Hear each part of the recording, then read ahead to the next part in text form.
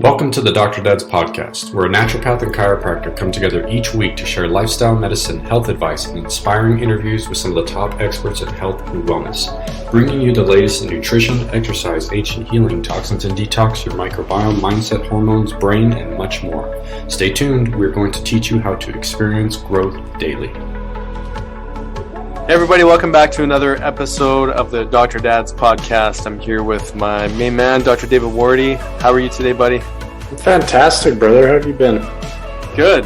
I've been very interested lately, just how important it is to get more out of our vitality in our body. And we happen to be speaking to an expert in the world of the nanoparticles. But also just with the reference of recovery, we've talked a lot about, some things that we can do in the world of being more resilient. We had our sleep podcast. We talked about recovery medicine often. And dude, I had a crazy leg workout on Friday that kicked my ass, and you recommended some recovery pumps and some things. But I keep thinking that, there's more I need to be doing on a regular basis to actually really expedite the recovery, because why am I so stuck in that lactic acid overload? So I'm hoping that through our dialogue today, we're going to unravel some of that too. But any comments on where you're at today, buddy? First, I'm keen to hear that too, because it's the side squat, right?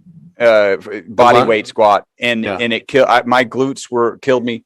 That was a Friday morning training that wasn't gone by my jog on Tuesday. Yeah.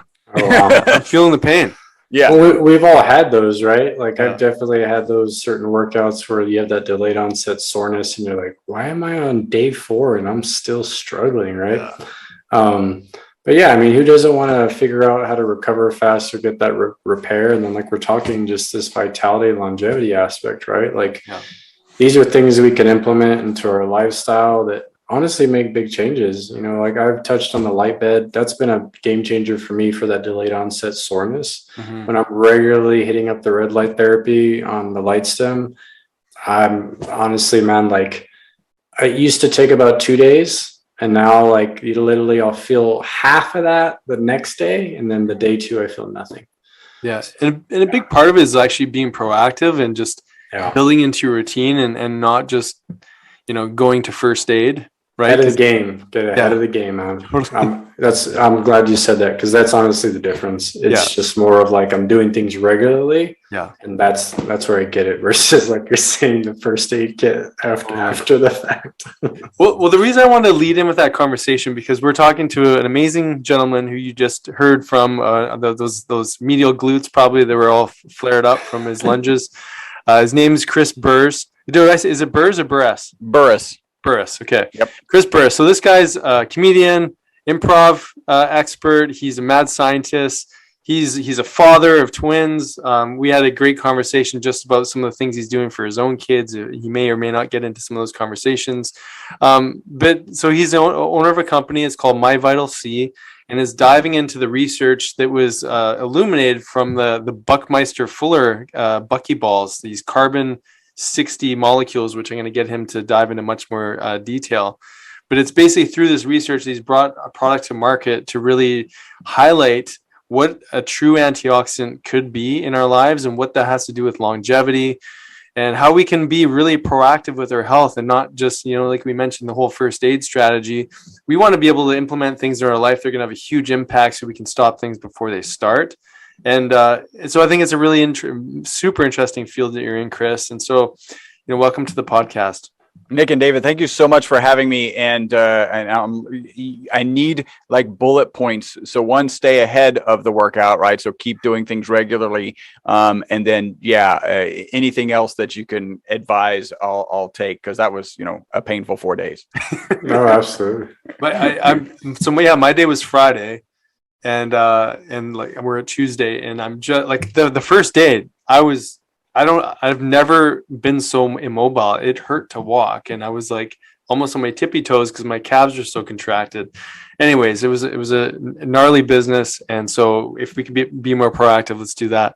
But let's talk about the ESS60 molecule. First of all, what does that stand for? Why did you build the company? Why did you put so much attention on this Buckmeister. I don't know if I'm saying that right, but the carbon 60 molecule. Let's dive into what brought you here.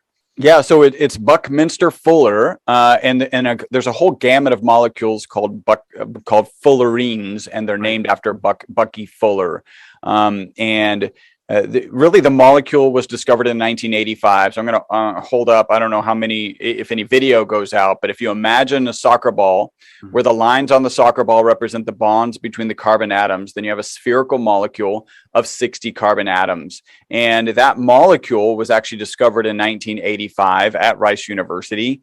And the guys who discovered it, the three professors who discovered it, went on to win the Nobel Prize in 1996. So a short 11 years from discovery to actually award of the Nobel Prize. They were awarded the Nobel Prize because this molecule's pretty amazing. This soccer ball shaped molecule is harder than a diamond. It'll actually turn into a diamond. It's got six-fold symmetry. So there's 6 planes through this soccer ball that it's perfectly symmetrical, which gives it incredible resilience. You can actually fire this buckyball at a plate of steel at 15,000 miles an hour, where most molecules will just shred apart. This one will just, you have this picture of it bouncing right back because of its integrity. It also has the ability to hold 8 electrons on the exterior of that soccer ball. And that'll be important here in a little bit as we talk about some of the best and current applications. When it was discovered in 85, and really they started making macroscopic quantities, so quantities that you could actually hold in your hand. That really started at about 1991. That's when I started the first company with my business partner Robert, manufacturing carbon nanomaterials. The material really performs as well or better than the current best material in almost every application. So better inks, better tires, better batteries, better photocells. And for that reason, they thought we would be working with it on a much grander scale by now. One of the challenges is it's extremely expensive to make. In fact, you have to vaporize graphite in a reactor, and graphite turns out to be one of the hardest materials on the planet to vaporize. You actually need local temperatures of the sun. So you take 2 graphite rods, you put them together with local temperatures of the sun, you're vaporizing that graphite. Wow. So it's incredibly expensive. And again, because they thought we would be working with it, they did what's called a toxicity study. You want to know if a material is toxic. And actually, for various reasons, the shapes on the exterior of that soccer ball, they thought it might be toxic. So they did this toxicity study. In that study, they gave rats water, rats olive oil, and then rats olive oil, and we call it ESS60. And you asked what that stands for. It stands for elemental safe spheres, and then 60 atoms that are in it, and that's the 60 carbon atoms. So instead of being toxic, the rats that they gave the olive oil with the ESS60 molecule, which is really the MyVitalC formula, lived 90% longer than the control group. So this is the single longest, it's crazy. It's the single longest longevity experimental result ever. And the next best way, you guys probably even know this, the next best way to live longer is calorie restriction. And I call it the starve yourself 1/3 to death diet. Maybe it needs a little PR spin. Nobody's signing up for that, but it's well known that if you reduce your calorie consumption by 30%, in multiple animal models, it's been shown that you can extend your life by 30%. And that's 30% with, the starve yourself 1/3 to death diet. The results in this, we call it the Bati study. That's the professor. We also call it the Paris study. It was out of the University of Paris. Is peer-reviewed published research. And these Wistar rats lived 90% longer. And they also died without tumors. I think it's a really important part of the study. So a typical Wistar rat will live out 32 months, and they'll have a known amount of tumors. So the longer they live, the more tumor mass they have in their bodies. Even though the MyVitalC rats lived out to 62 months, none of them died with any tumors. And so that's a pretty phenomenal result. And so didn't they have to kill the rats to end the study or something? Yes, the last. So let's start. Well, before we get into cruelty, let's give them a little bit of accolades, because you're exactly right.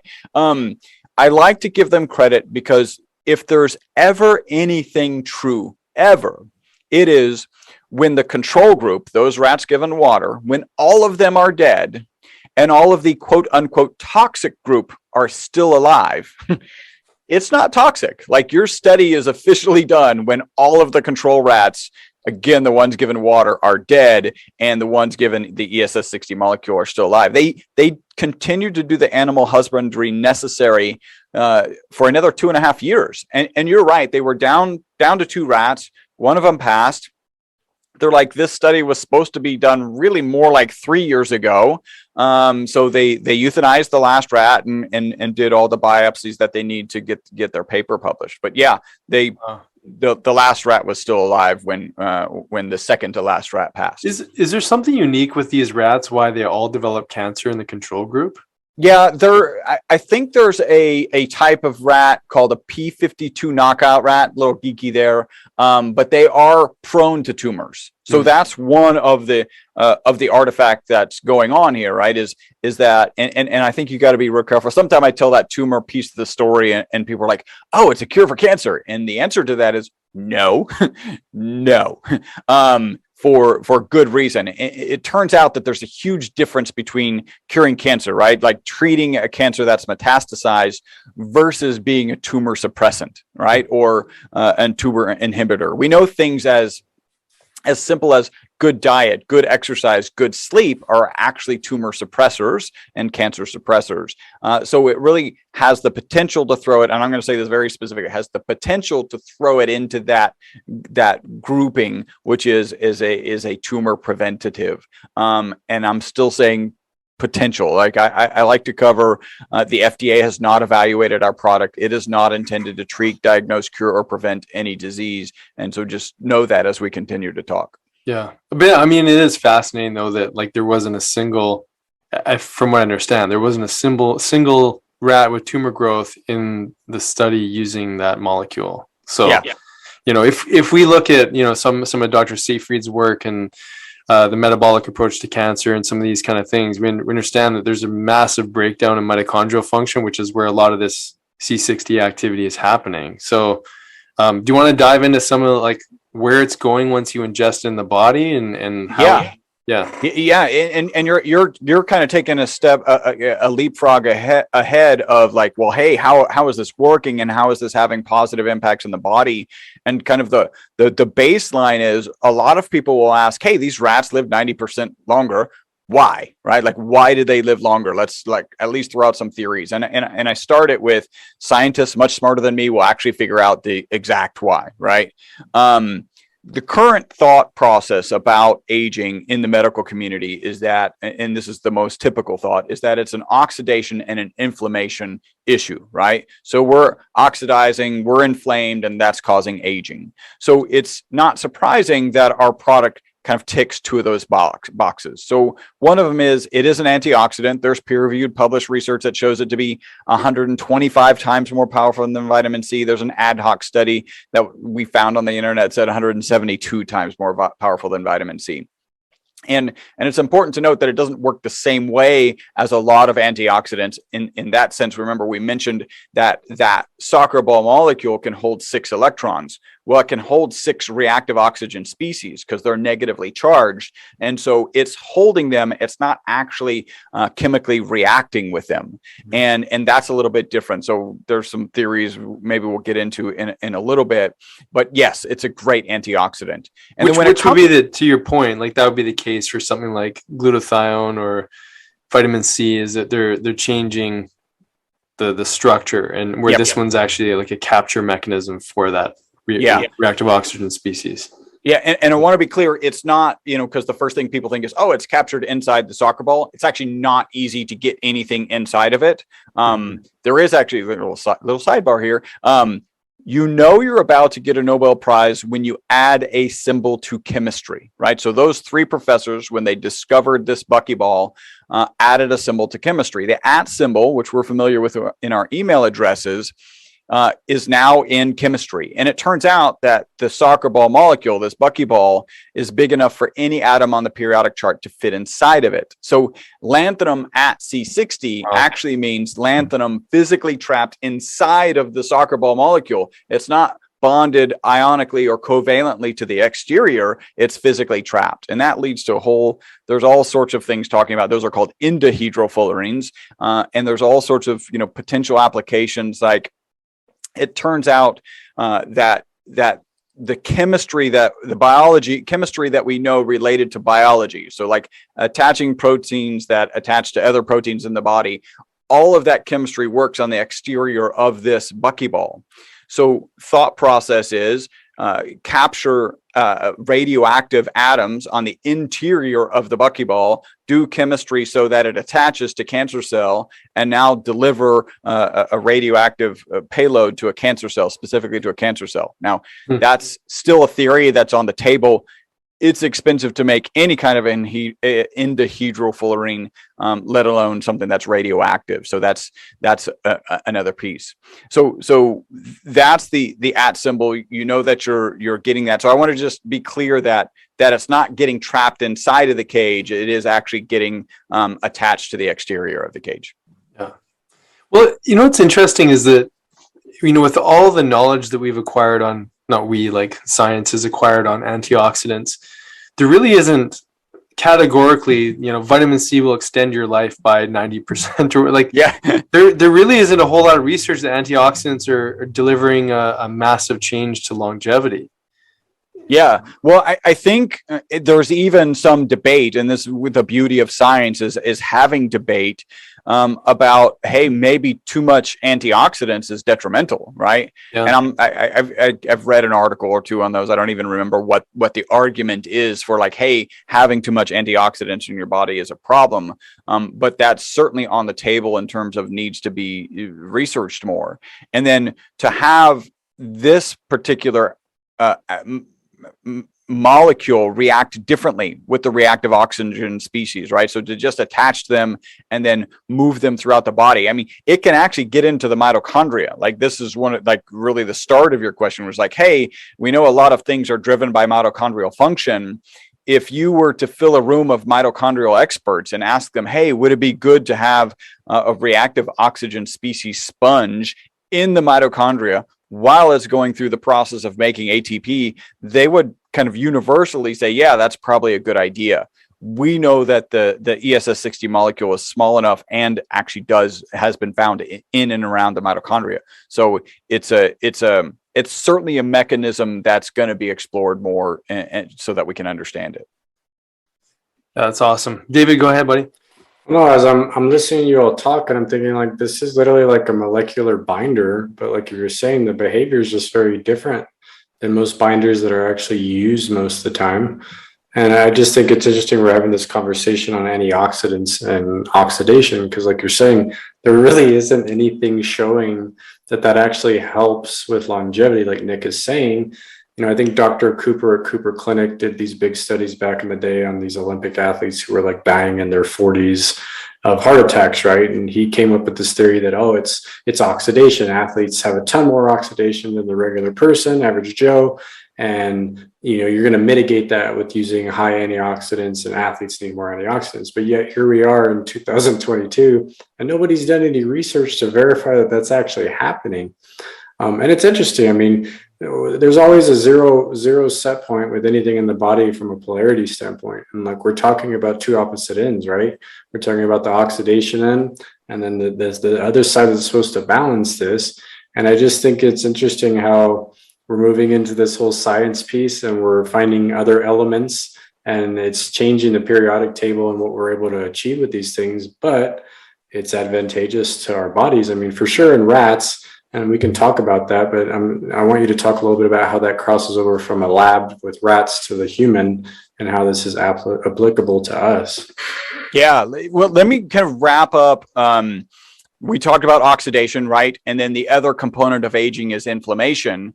We've got to be very careful when we're talking about inflammation, because the FDA has decided that inflammation really is a disease. What the FDA does allow us to say is that our product helps with inflammation, at least related to exercise inflammation, right? So we've all had that workout that we've been sore, but you felt in your joints that you're inflamed, like you felt that inflammation. Our product does help with that. When what the FDA won't allow us to say is, that it relates to any other type of inflammation, whether, so many of the kind of diseases of old age have an inflammation component. And we're not allowed to talk about that because we need to do more research, which I think is a good thing. What we can say is that our product fits perfectly in with an anti-inflammatory diet, right? Those are the diets associated with the blue zone people, those people who tend to live longer, tend to have reduced incidences of stroke, reduced incidences of heart attack. And so we certainly fit in there.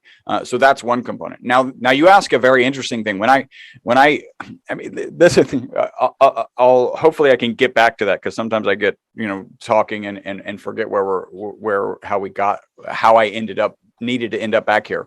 We're carbon nanomaterial scientists, like literally until they published this publication, this quote unquote toxicity study in mid 2012.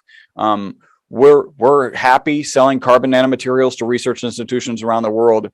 About mid 2013, there's a group of aggressive biohackers who started calling us and saying, how much in a dose?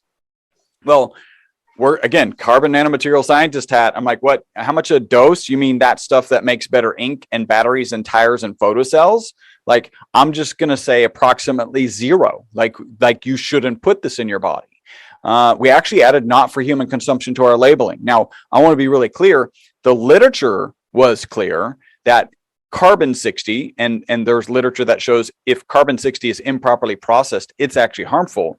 But ESS 60, that carbon 60 that's been processed properly, is not harmful. Like, there's nothing in the literature, even still to this day, even with our customer experiences, even with our pet experiences, there's nothing to show that it's harmful today. But we're conservative scientists. And again, when you say batteries and photocells, how much of that material do I put in my body? Again, we added not for human consumption, right? So you fast forward to about 2012, a guy with a big YouTube following started talking about all the benefits he was getting taking it on a daily basis, and our phone really started ringing off the hook. So we went from about 2 phone calls of people giving us extraordinary testimonials, even with the label not for human consumption on it, in 2012. Now our phone's ringing 10 times a day, and my business partner and I are like, what are we going to do? This is obviously an entrepreneurial opportunity, and it seems to be benefiting people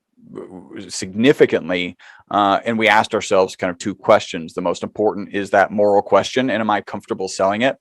I take it, my wife takes it, everybody on our team takes it. So yeah, I'm comfortable selling it.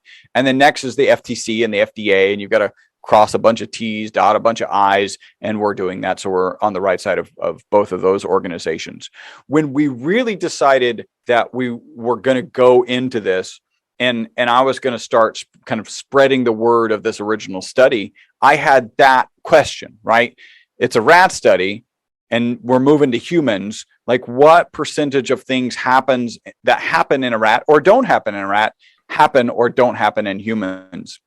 And it turns out that my business partner, we actually share a wall so I can hear his conversations. He can hear my conversations. And I heard that he was talking with, it turned out it was Dr. Kudabek with DePaul University.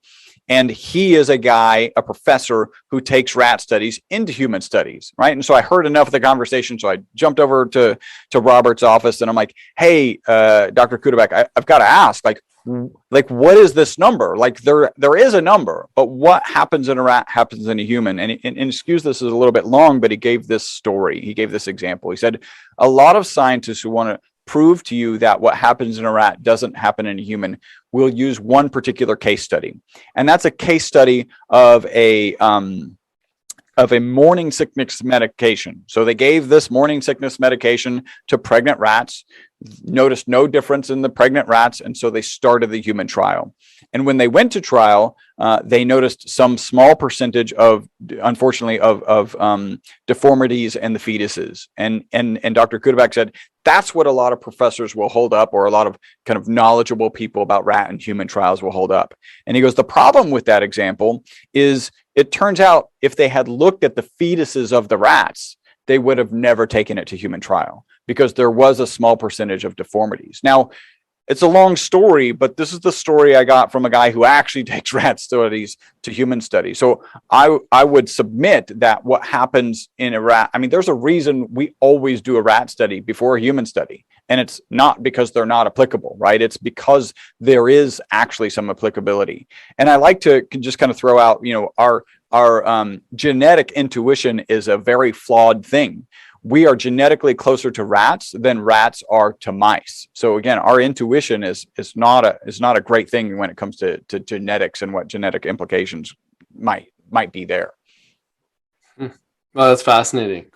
I mean, it just goes to show, like, from a safety side of things, it's just easier to say that something may not be effective because they're referencing, remember that one study. And so I imagine it halts a lot of, human trials, for good reason too, because I mean, there's some really potentially unsafe stuff that's out there that are getting into the circulation, which is affecting people in a big way. So yeah. Yeah. And I think it's interesting to note that a lot of the medications out there that have gone through FDA and gotten FDA approval actually have minimal effect, right? And I think you guys have the education that would like say, okay, yeah, it's like statistically it's a 3% improvement or a 5% improvement, which is worth doing, right? Like depending on what the disease case you're working with, but it's not this massive, I think in our brains, we think of, at least I do, about like antibiotics, like what a savior antibiotics have been to us. And so that's not the result. It's not like I 10 days later, I'm cured of something. That's what an antibiotic tends to do with these other medications that are on the market, and frankly, making billions of dollars. The needle's not moving that much, and you got to keep taking it, right? It's a different scenario. Yeah, I mean, that's a tangent and an interesting one for sure. But I mean, things like statin drugs to antidepressants to some of these other things, like there's a number needed to treat, or there's a relative risk reduction or whatever it may be, which is just a fraction of the amount of people that are actually going to gain benefit. So, unfortunately, there's so much, not distortion, but just there's not a lot of clarity around like how many people will actually, benefit when you're looking at these large population studies. So, and to what degree? And that, for me, that brings up, and I don't know, you guys maybe did touch on this on your sleep podcast. Have you guys read the book Why We Sleep by Dr. Matthew Walker? No, I haven't. That's on my list though. It is an absolutely phenomenal book. I call it the Freddy Krueger of sleep books because it will scare you to sleep because it's 25 years of and it's a very prestigious university. I don't remember which one it is off the top of my head, of sleep research and exactly what a lack of sleep. And you guys touched on NREM and REM sleep. When you lack those sleeps, when you sleep, those types of sleep, when you're not getting them, the detrimental effect it has on our mental and actual physical ability. You guys may know this. He pointed it out in the book. Every year, and hopefully that's going to stop soon, but every year we do this horrible sleep experiment called daylight savings time. And when we gain an hour, heart attacks go down by like 27%. And when we lose that hour, heart attacks go up by 23%. I don't know exactly why it's different numbers, but I mean, sleep affects us physically. I mean, we all feel it, but we don't realize how detrimental that is. In his book, he talks about the $2 billion sleep aid industry, and this is a thing I don't know if you guys touched on, and how detrimental these prescription sleep drugs are. Right, so there's a chemical in our body that builds up throughout the day called adenosine, and that's the drug that causes us, or the chemical and drug, if you would, that causes us to desire sleep.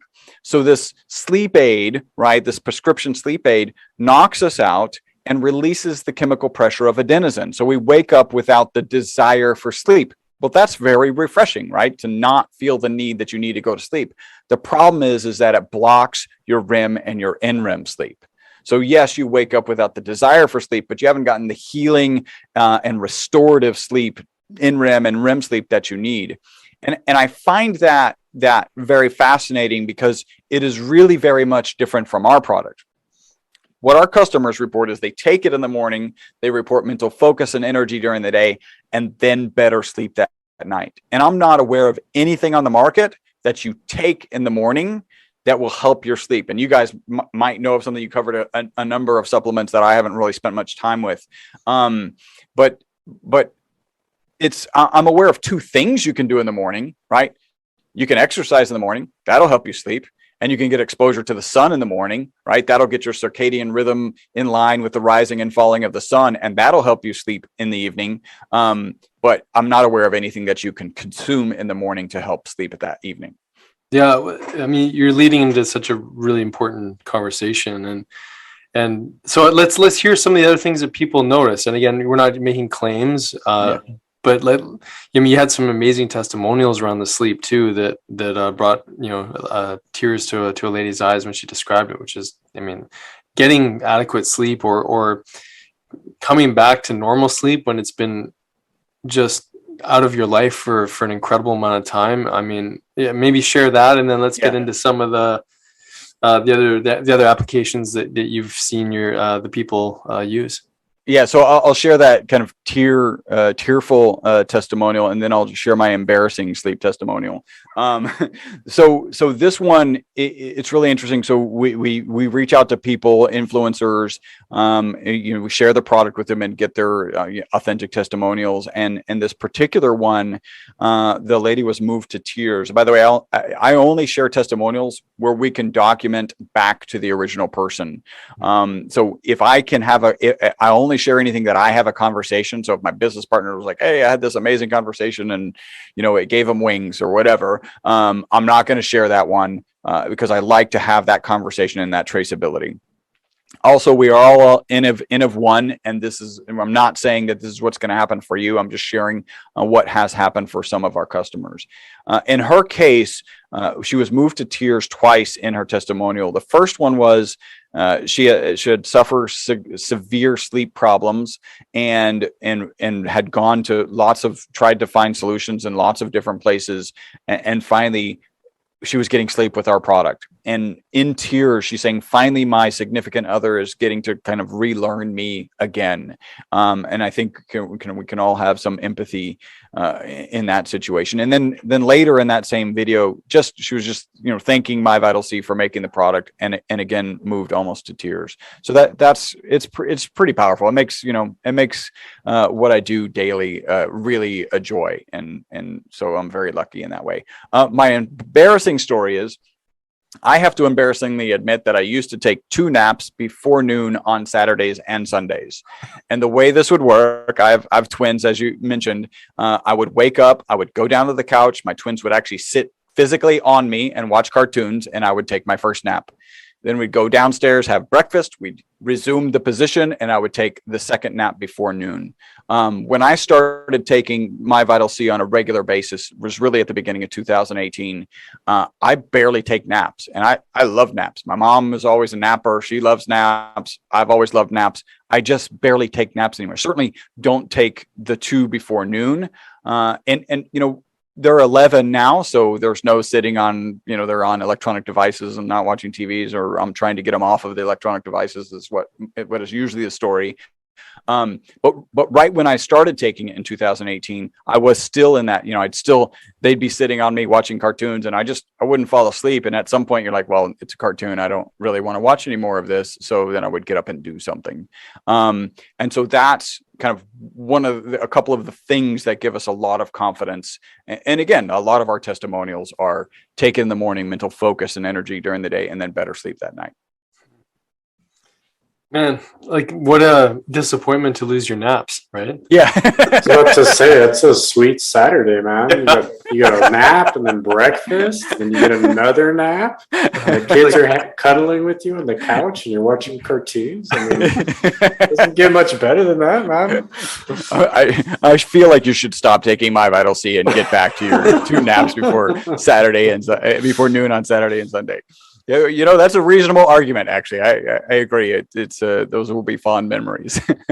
I'm wondering, like, there's some interesting information on this being a tool for like reversing the graying and the hairs, like, which is an oxidative process, or you maybe even hair thinning and things like that. Again, another chronic oxidative stress. I mean, is there a topical application too, or is this all like internal? So we're actually working, well, there is a topical application. So you can imagine, I don't think I described and maybe didn't hit on it hard enough, how hard we tried not to get into the supplement business. I mean, hard enough that we added not for human consumption to our labeling. And that was, mid 2013 is when we did that. 2017 when we kind of said, okay, like this is something that we need to bring to market.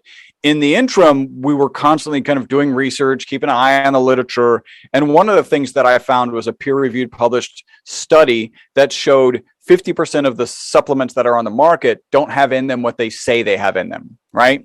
And it's not as disastrous as like a vitamin C tab doesn't have any vitamin C. It's just like if it says it's a gram and it's only 900 milligrams, then that's that doesn't have in it what it says it has in it. And that's a very different industry than our carbon nanomaterial industry, where when we sell, and it's a black powder, that's what the ESS60 molecule is. It's a black powder. When we sell this black powder to a researcher or a professor, the first thing they do is give it to a graduate student or a research assistant, and they take it back to the HPLC and make sure that we delivered to them what we sold them, right? It's a very exacting market, arguably one of the hardest markets to deliver to, period. And then you contrast that to the supplement industry, where the end user has no idea what they're getting. And unfortunately, a lot of end users will go onto Amazon to find a good supplement. And I'd like to ask the question, what does a 5-star rating about vitamin C actually mean, right? For electronics, it means like I like it and it works and the phone rings or the music plays. But with a supplement, I kind of joke, it just means that Amazon harassed them for a review before they died, right? And that's a little morbid, but it certainly doesn't mean like nobody's got a scientific scale at their house. Well, not maybe there's some select group of people who have a scale at their house, but typically you're not going to have a scale at your house. So you're not even confirming that the vitamin C has 1 gram in it. You're not taking the vitamin C, grinding it up and sticking in HPLC to confirm it's ascorbic acid. You're probably not even counting the tablets, right? If the bottle's not empty, you're just assuming it's 90 or 120 tabs or whatever. So it really doesn't mean anything. And that was a market that we really, again, tried hard not to get into. I think that people tend to get into the supplement industry 2 different ways, right? So one of them is they wake up, they decide they're going to be wealthy, and they decide they're going to do it with supplements. And I'm not against people being wealthy. It's just not how I ended up here, right? The other is obviously more altruistic. They have some sort of health problem of their own, or maybe a loved one, and they do research and they figure out a solution, and now they want to save the world. Hopefully it doesn't surprise you. I'm not against people saving the world. It's just not how I end up here. I've been producing this soccer ball shaped molecule, ESS60, since 1991. They do this crazy quote unquote toxicity study, and now I'm kind of thrust into the supplement market and really trying to be a good steward to this molecule and the research behind it, and the results that people are getting from it. It's awesome. I mean, hearing a story like that really gives a lot of credibility to you as well, because you've been studying it for so long, and never, that was never the intention, and yet there's this massive need to innovate and to see new application for, and then at some point you can't ignore a study like that comes out. In the supplement world, I think of one product that I like to use often is NAD, nicotinamide adenine dinucleotide, and Dr. David Sinclair, obviously that's one of his favorite babies in the lifespan, in his book Lifespan that he shared, and so in the space that we're in preventing illness, or just seeing illness as a way that the body basically can naturally move towards with time, is there's this chronic oxidative stress that eventually leads to deterioration of the mitochondria that then leads to more of a dis-ease process. So I'm very much interested in making sure that people have longevity, not from the number of years, but so that you've got an incredible storehouse to be able to move through whatever life throws at you. And, so I see this as like, I'm wondering, have you looked at NAD or seen any sort of interactions with how these two can kind of coordinate effort? And then I'd also love to sort of just differentiate between a binder and how long this actually stays in the body. Like, is it more just cleaning up the electrons, or is it binding up toxic metals as well? And I know that you differentiated between external versus internal, but I'd love to see if is there an orientation or some sort of proximity with how it works with NAD, and then like how long does it stay in the body, and is it actually binding metals and things like that too? Yeah. So first, I love Dr. David Sinclair's book, Lifespan. Just a phenomenal book. Listened to it twice, bought it, read it. And I think he's kind of pushing the envelope in terms of us understanding what it is to live longer. In fact, I often tell the story of the rat study where the rats live 90% longer, and people come back to me like, well, why would I want to live longer? And it's kind of a bizarre question for me. I don't know when I got the number or where I got the number. But I always anticipated to live until 125. And if I'm honest, 125 probably wasn't going to look very good, right? But I was going to get to 125. And if you pose the question a different way, so like, hey, if you have the same mental capacity that you have today and you have the same physical capacity that you have today, would you then be interested in living longer? And for most people, that's the dynamic. And that's what really David Sinclair's pushing forward. So I take NMN, I take metformin. I'm not kind of regular with metformin. I don't have diabetes or anything. I just take it because it's recommended in that book. So that's pretty important. I'm not aware of any studies of the interactions between NADs, NMN, whatever kind of NAD precursor, and the ESS60 molecule. And there are interesting things that do need to be studied there, right? Because if you've got this extension of life, right, that happened in these Wistar rats, and you've got what it would be very weird, right, if this molecule extends the life of these rats and then we consume it and potentially extend our life but don't have any health benefits. Like that would just be incredibly counterintuitive, right? So the fact that people were coming back, you put that study with the fact that people are coming back with amazing testimonials, really does ultimately make sense. You got to approach it and no one's more questioning than I am. I can tell you for basically all of 2018, I'm answering the phone and people are telling me amazing testimonials. And I'm like, hello, you on the other end of the phone. I believe you. Like, I believe you as one human telling another human. As a scientist, I don't know what to do with this information. It turns out that anecdotal results are really important. That's where hypotheses come from. That's the actual foundation or the starting point of a scientific of the scientific process. It's like, I've got to have a hypothesis, but it's always born out of anecdotal story. Like in the case of penicillin, anecdotally, in the presence of the fungus, there was no bacterial growth. Like that's an anecdotal observation that bore out. So I think that we've got a lot more work to do in that space. In terms of how long it stays in your body, there's a couple of things. So one of them, in general, we say it's about 2 weeks, but we also have to be aware of a really big caveat. In that original study, they didn't give any of the rats any dosing until month 10. And that's about a third of the way through a Wistar rat's life, right? So all the water group was dead by month 32. So they only started the dosing at month 10. And then they stopped the dosing. They actually started it, kind of peaked it on a daily basis and then went weekly and stopped at month 17. And even though they stopped dosing the rats with ESS60 and olive oil at month 17, they lived out to month 62, right? So it's literally 7 months. That's right. No, 62. Yeah, no, you're right. 7 months they dosed of dosing for only 7 months. Right. That's crazy. Yeah, no, and we're actually about 3 steps out of 5. The next step after the 5th step will be to recreate that study, right? So we're chunking cash away. It's not an inexpensive study, and we're kind of we're going to make one change, which will be to not end the dosing, right? To Right. keep dosing the rats to see what could have happened with them.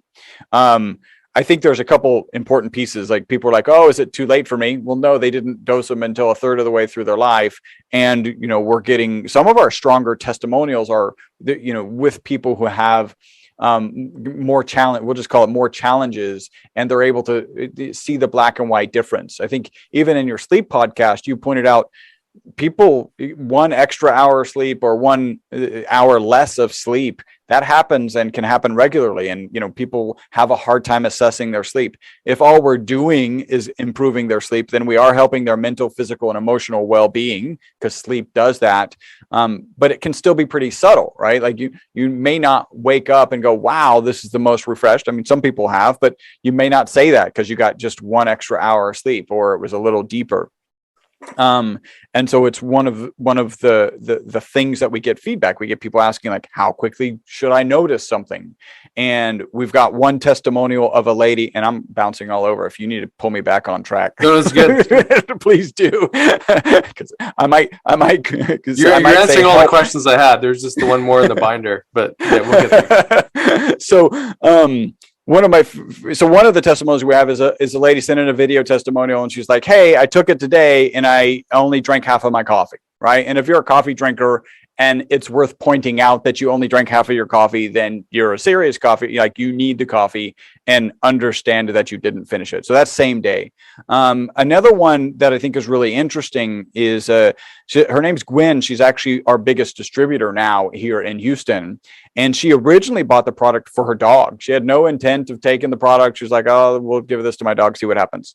And her Shih Tzu had such a dramatic difference that she decided that she wanted to take it herself. And I did a video interview with her probably at the 6-month mark or something.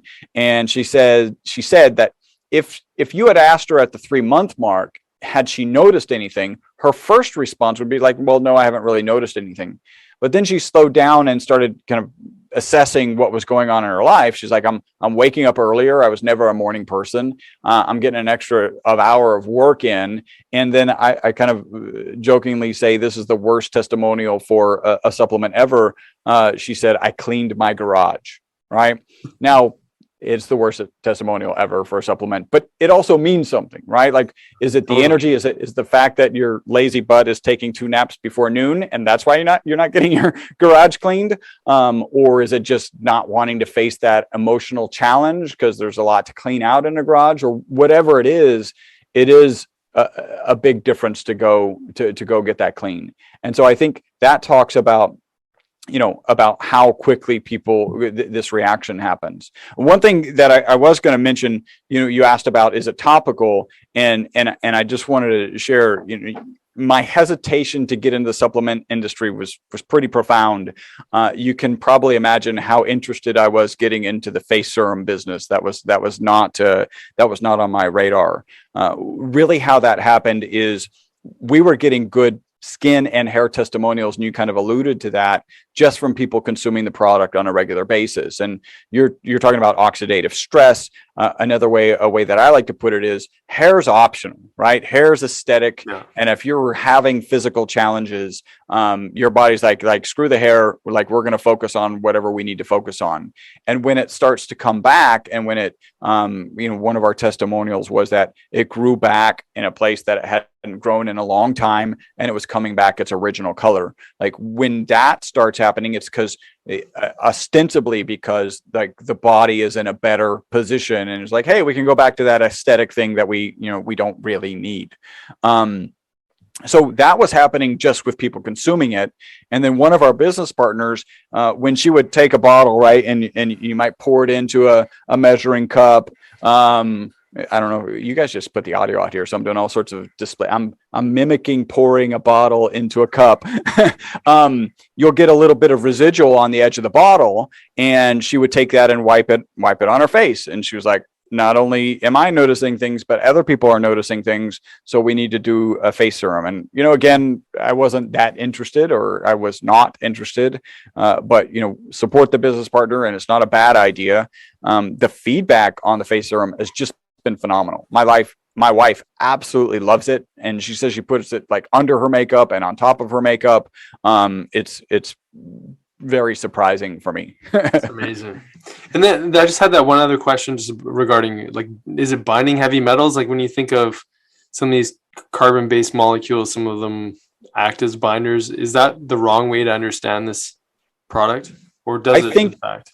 I think that's reasonable. I'm not aware of anything in the literature that's saying, hey, this is working as a heavy metal detox.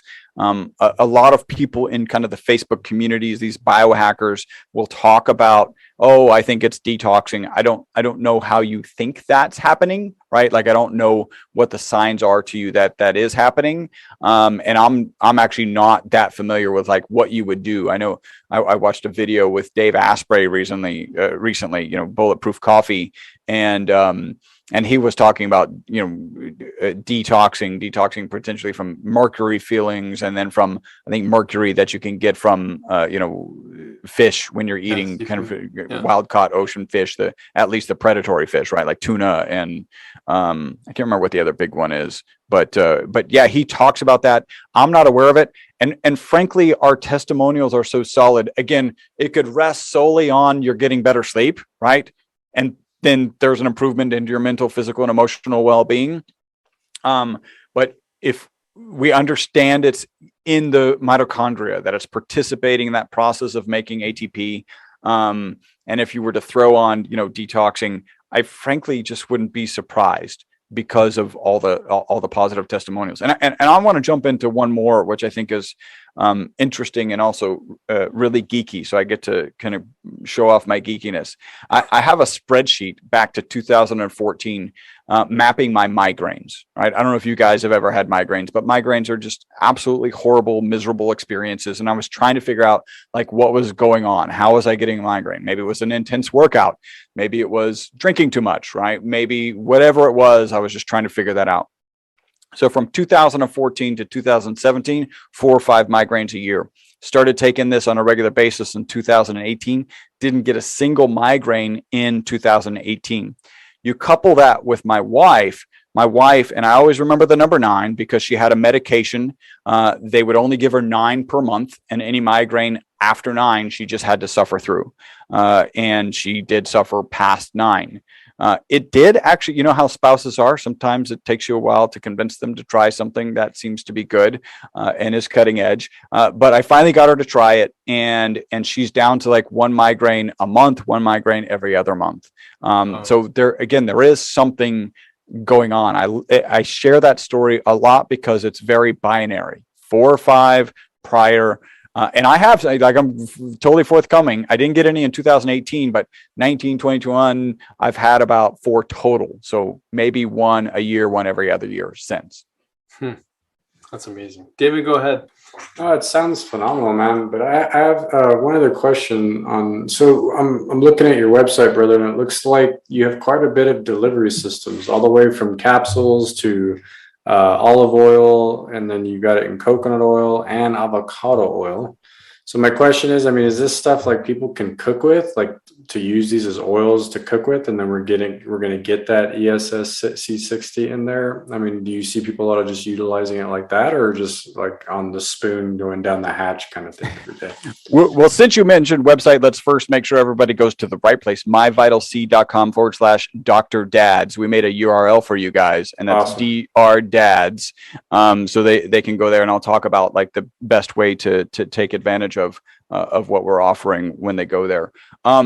So yes, you can cook with it. It is a fairly expensive oil, so I wouldn't cook with it. And I'll share with you my routine. So every morning I do a bulletproof coffee, but I do it with RMCT. And it turns out that when you put this soccer ball shaped black powder into MCT, which is a pretty clear liquid, it turns a beautiful purple color. So I put this purple MCT oil into my coffee with the ghee. And while that's blending, I'll actually take about 1.5 teaspoons of our olive oil product. Then when it comes time for lunch, I almost always have a salad. And I actually started incorporating, I usually would take about, the count ends up to about 3.5 tablespoons of our our avocado product, mix it with some balsamic vinegar, put that on my salad. But now I've been substituting some of the MCT because I'm reading Dr. Gundry's book, The Keto Code, and he's just, raving about the getting how MCT kind of increases ketones in the body and the benefit of that and mitochondrial decoupling. So I'm kind of making a shift there. But that's my typical routine. If somebody's interested, like what is the one product I would take? We recommend the olive oil for really two reasons. The first is we're a scientific organization and all of the actual research is in this ESS60 molecule in olive oil, right? The other is because you get a higher concentration of the molecule in olive oil. You can get about 0.8 milligrams per milliliter. And this is the saturation point, about 0.8 milligrams per milliliter in olive oil, about 0.6 in avocado oil, and about 0.3 in MCT. So MCT does have, less than half. So that's why we recommend the olive oil. And you're right. We actually won a marketing association award for this packaging. It's a little plastic ampule. It's PBA free, of course. And it's exactly 5 mils or 1 teaspoon. So you've got your serving to go. It's great for taking on planes. Awesome. We've got the capsules. You have to take about 6 of them a day, right? So a teaspoon a day is quite a lot of capsules, but that works. Some people, and we can talk about the only complaints we get. What people do complain about is a high quality olive oil, extra virgin olive oil, will actually leave a peppery flavor at the back of your throat. We use a high quality olive oil, so it leaves a peppery flavor at the back of your throat, and some people aren't used to that, so they'll have that as a complaint. And then the other is when you're incorporating a teaspoon of oil, if you weren't doing it before, that can literally run right through you, and so it can take a little while. I think that's what people are talking about in terms of a detox effect. I think it's just your body getting used to the oil. Yeah. And then so those are the 3 oils. And we actually have, so we've come up with different packaging. I don't know if you can see that on there. One of the testimonials is that it's good with hangovers. And I can maybe embarrassingly say that I've done some testing and it in fact does help with hangovers. And also with jet lag. So my wife and I were about 2 months ago, we're in Dubai and we didn't skip a beat. I was there for an affiliate conference and we just didn't skip a beat. And, that's a pretty big time zone shift. No kidding. Wow. Chris, I mean, there's so much information on that you shared today. We're so grateful to you for spending time and educating us and learning more about this product. And I'm sure people are going to want to get their hands on it. So in the show notes, we'll definitely put the link on there with for people to access. Any last sort of like statements or anything else that you feel like you didn't get to share with the audience that's important? Well, I will share. I'm happy to send you guys some, right? Awesome. And if you're interested, we can schedule maybe something out 45 days out. And when we kind of reconvene, you can say, hey, I didn't really notice anything. Or jokingly, you could say, hey, I lived twice as long since the last podcast. So I'm happy to do that. And we can talk about that off air. That'd be awesome. And again, the link is myvitalc.com/drdads, Dr. Dads. Go there. You can buy an individual product and you can try that. Again, I would recommend the olive oil first. Just know that if you go on subscription, you can save 25%. It's a significant savings. You can cancel it at any time. We have actually 500 5-star Google reviews. Our team is not trained to talk you out of your subscription. So just take advantage of that discount. And then we do have a coupon code. It's Dr. Dads, also DR Dads, and it's $15 off of the initial order. Amazing. Thank you for that, man. Yeah. Look forward to being 90% improvement in lifespan since when we next speak. Yes. or 100% because I'll still be here 45 days from now. That's amazing. Thank you so much, Chris. Thank you, Nick and David, for having me. Yeah, and thanks for being a trailblazer in this field, man. I mean, we need more people really pushing the limits with stuff like this to see what is capable with some of these things that we're discovering. And you're definitely pushing it, man. So we appreciate you for that. And I'm really proud that we are actually doing research. I think it's one of the reasons that we when we're looking at the supplement industry, there's just so many people in the industry who aren't actually doing research. And we didn't even we can talk about this maybe in 45 days after you've lived twice as long, right? I'm working on an Oura Ring study. I actually have some data from a sleep survey study, so we could actually talk about that. Of course, it's all good. That's our most consistent testimonial. So there's more to talk about, but I am very proud of actually doing research and actually driving kind of the intelligence behind, what is going on with this. One person called it the perfect carbon molecule, and I think it's a great way to put it. Sounds awesome. Well, Dave and I both have our Oura Rings, so we can we'll join in and add some data to that conversation. Very cool. That'll be awesome. Yeah. All right, guys. Thank you so Chris, much. thank you, man. Appreciate you, man. Thanks for listening. If you enjoyed today's podcast, please be sure to subscribe to the Dr. Dads and share with your family and friends. You can also follow and interact with Dr. Nick and Dr. David on Facebook and Instagram for a daily dose of inspiration and the latest in health and wellness. Be well.